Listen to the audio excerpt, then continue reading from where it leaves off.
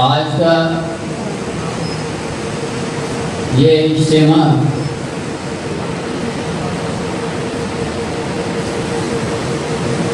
ایک خاص مقصد کے لیے منعقد کیا گیا ہے،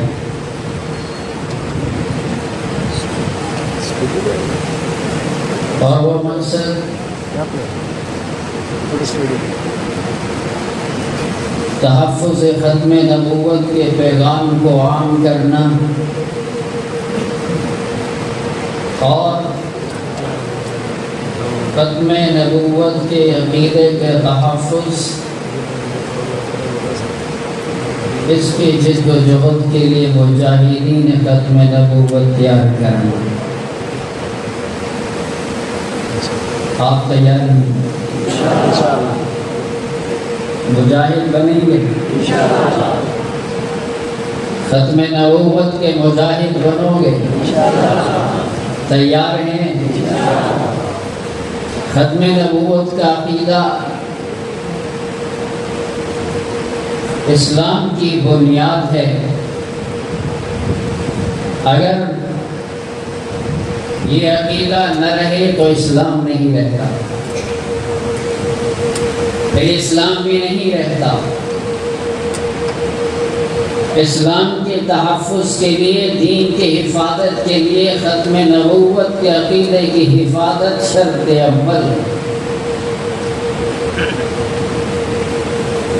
اللہ تبارک و تعالی نے رسول اللہ صلی اللہ علیہ وسلم کا تذکرہ پہلی کتابوں میں فرمایا، پہلی کتابیں نازل کی، ان میں انبیاء کا ذکر فرمایا۔ خاتم الانبیاء حضرت محمد الرسول اللہ صلی اللہ علیہ وسلم کی بشارتیں دی گئیں، اور صرف آخری پیغمبر خاتم الانبیاء حضرت محمد الرسول اللہ صلی اللہ علیہ وسلم کے متعلق ہی بشارتیں نہیں دی گئیں، بلکہ ختم نبوت کے گواہوں صحابہ کرام کے متعلق بھی تفصیل کے ساتھ اللہ نے پہلی کتابوں میں بیان فرمایا۔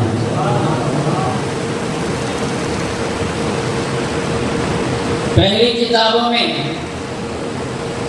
اللہ نے بات کی نبوت کا، بات کی انبیاء کا، اشارے بھی فرمائے،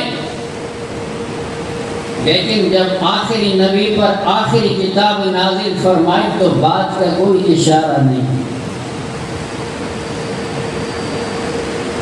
فرمایا۔ تو یہی فرمایا، الذین یؤمنون بما انزل الیک وما انزل من قبلک۔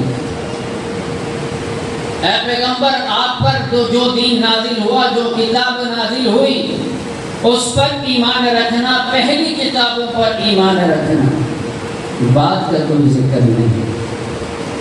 اگر آپ کے بعد کسی نبی نے آنا ہوتا، آپ کے بعد کسی کتاب نے نازل ہونا ہوتا، تو پھر رب کائنات صرف من قبل پر اکتفا نہ کرتے، پہلے کے ذکر پر اکتفا نہ کرتے، صرف آپ کی نبوت، آپ کی کتاب، آپ کے دین پر اکتفا نہ کرتے، بلکہ یہ بھی اشارہ فرما دیتے کہ آپ کے بعد بھی کسی نے آنا ہے، لیکن نہیں آنا تھا، نہیں آنا تھا۔ آپ اللہ کے آخری پیغمبر، آخری نبی بن کر آئے، اور اسی کو رب کائنات نے فرمایا، جو یہی ایمان رکھنے والے ہوں کہ آپ اللہ کے آخری نبی، آخری پیغمبر، آپ کا لایا ہوا دین آخری دین، آپ کی لائی ہوئی کتاب آخری کتاب ہے، اولئک علی ھدی من ربہم، یہی ہدایت پر ہے، وہی ہدایت پر ہے۔ اور جو آپ کے بعد کسی طرح کوئی نبی مانے، کسی طرح کوئی نیا دین تسلیم کرے، کوئی نئی کتاب کو مانے، تو فرمائے کہ وہ پھر ہدایت پر نہیں ہے، ہدایت ان پر بند ہو چکی جو آپ کو مان چکے، آپ کی کتاب کو مان چکے، اس کے بعد ہدایت نہیں، اس کے بعد گمراہی ہے، ضلالت ہے، کفر ہے۔ اس لیے تو نبی صلی اللہ علیہ وسلم فرمایا لا نبی بعدی. علماء جانتے ہیں نبی یہاں پر لفظ نکرہ لایا گیا، اس کے اندر عموم ہوتا ہے، کسی قسم کا کسی طرح کا کوئی نبی نہیں آئے گا. دلی بلوزی کی شیکیں نکالنے والے رب نے بھی آپ کے بعد نبوت جاری نہیں فرمائی. آپ صلی اللہ علیہ وسلم نے بھی کھل کر واضح طور پر بتلا دیا لا نبی بعد، میرے بعد کوئی نبی نہیں، قیامت تک نبی نہیں. تو اس لیے رسول اللہ صلی اللہ علیہ وسلم کا یہ ارشاد یہ اسلام کی بنیاد. آپ کے بعد اگر کسی کو نبی تصور کیا جائے تو اس کا مطلب یہ ہے کہ آپ کی نبوت ختم ہے. کسی کو نبی تصور کیا جائے تو اس کا مطلب یہ ہے کہ آپ کا لایا ہوا دین اسلام کی مدت ختم. تو پھر اسلام کہاں رہا؟ اگر کسی کو نبی تصور کیا جائے آپ کے بعد تو پھر آپ کی لائی ہوئی کتاب کی مدت مکمل ہے. پھر نہ قرآن رہتا ہے نہ دین رہتا ہے، پھر کچھ بھی نہیں رہتا. اسی لیے تو قادیانی مسلمانوں سے الگ اسی لیے الگ ہوئے کہ انہوں نے اپنا من گھڑت نبی بنا دیا. پھر جس کو نبی بنایا اسی کی امت بنے. مسلمانوں میں کیوں شامل ہوتے ہیں؟ ہر نبی آیا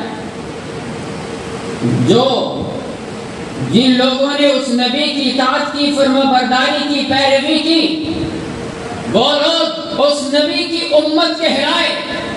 اور ہر امت نے اپنی نسبت اپنے نبی کی طرف کی، اسی میں فخر محسوس کیا. یہ کیسے لوگ ہیں؟ قادیانی کیسے لوگ ہیں جو مانتے کسی کو نبی ہے، امت کسی کی کیوں کہلاتی ہے؟ انہیں بھی لگتا ہے اپنے نبی پر پورا اعتماد، ان کو بھی نہیں. نبی مانتے ہیں غلام احمد قادیانی کو اور کہتے ہیں اپنے آپ کو مسلمان. کیا کوئی عیسائی مسلمان کہلانا پسند کرے؟ عیسائیوں سے پوچھو، وہ کہے گا میں عیسائی ہوں، میرے پیغمبر عیسیٰ علیہ السلام، میں کسی اور کو نہیں مانتا. کسی عیسائی کو یہودی کہو برداشت نہیں کرے گا، کسی عیسائی کو مسلمان کہو برداشت نہیں کرے گا. کسی یہودی سے پوچھو تم اپنی نسبت جس پیغمبر کی طرف کرتے ہو، اپنی امت جس نبی کے کہلاتے ہو، کیا تم مسلمان کہلانا پسند کرو گے؟ یہودی نفرت کرتا ہے. یہودی سے پوچھو عیسائی کہلانا پسند کرو گے؟ یہودی نفرت کرتا ہے. مسلمان سے پوچھو مسلمان اگر کہا جائے کیا تم عیسائی کہلانا پسند کرو گے؟ مسلمان برداشت نہیں کرے گا. مسلمان سے کہا جائے یہودی کہلانا پسند کرو گے؟ مسلمان برداشت نہیں کرے گا. اس لیے کہ مسلمان اپنی نسبت خاتم الانبیاء حضرت محمد الرسول اللہ صلی اللہ علیہ وسلم سے رکھتا ہے، وہ کسی اور سے نسبت گوارا نہیں کر سکتا. تو یہ کیسی نئی امت بنی ہے؟ یہ کیسی نئی امت بنی ہے؟ مانتے نبی ہیں غلام احمد قادیانی کو اور کہلاتے اپنے آپ کو مسلمان. جس کو نبی مانا اسی کی امت بنو. مسلمانوں میں کیوں گھستے ہیں؟ یہی جنگ ہے ہمارا، یہی جنگ ہے. مسلمانوں اس مسئلے کو سمجھیے. قادیانیوں سے جنگ اسی بات کی ہے کہ وہ کائنات کا بدترین کافر ہوتے ہوئے اپنے آپ کو مسلمان کہلوانا چاہتا ہے. کیا آپ کہلانے کی اجازت دو گے؟ کیا اجازت دو گے کہ قادیانیوں کو مسلمان کہا جائے؟ قادیانی کو نبی اپنا الگ کر چکے، جس کو نبی مانتے ہیں، جس ملعون کو اپنا نبی مانتے ہیں، اسی کی امت بنے۔ ہمارے نبی کی طرف اپنی نسبت کریں گے، مسلمان کبھی بھی گوارا نہیں کرے گا، کبھی بھی برداشت نہیں کرے گا۔ ناپاک اور نجس امت ہمارے نبی کی طرف اپنی نسبت کرے، مسلمان قبول نہیں کرے گا۔ یہی تو جنگ ہے۔ اگر قادیانیوں کو مسلمان مان لیا، مانیں گے؟ اگر مان لیا جائے تو اس کا مطلب یہ ہے کہ ختم نبوت کا عقیدہ۔ یہ بات کوئی صرف لفظ کی نہیں، یہ جنگ صرف لفظ سے مسلمان کی نہیں ہے، یہ تو پورے ایمان کی جنگ ہے، پورے دین کی جنگ ہے۔ آج یہی تو کوششیں ہو رہی ہیں، یہی تو کوششیں ہو رہی ہیں کہ قادیانیوں کو مسلمان تسلیم کیا جائے، اور آج تک انہوں نے اپنے آپ کو، قادیانیوں نے آج تک اپنے آپ کو غیر مسلم نہیں مانا۔ پاکستان کا آئین ان کو غیر مسلم قرار دیتا ہے، لیکن قادیانی آج بھی اپنے آپ کو مسلمان کہتے ہیں۔ اور جو آئین کو نہیں مانتا وہ کون ہوتا ہے؟ جس ملک کے قانون کو، آئین کو جو شہری نہ مانے وہ غدار ہوتا ہے۔ تو پھر قادیانی پاکستان کے معزز شہری ہیں یا پاکستان کے غدار ہیں؟ قادیانی کا جو یار ہے،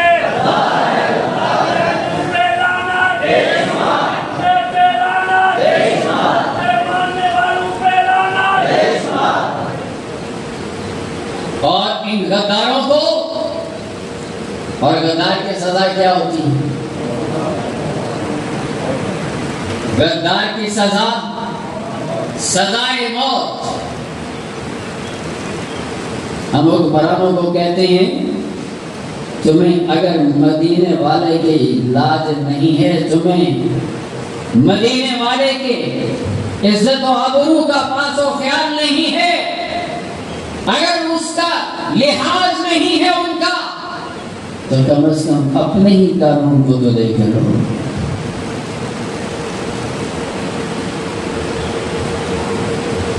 اپنے قانون کی پاسداری کرائیے۔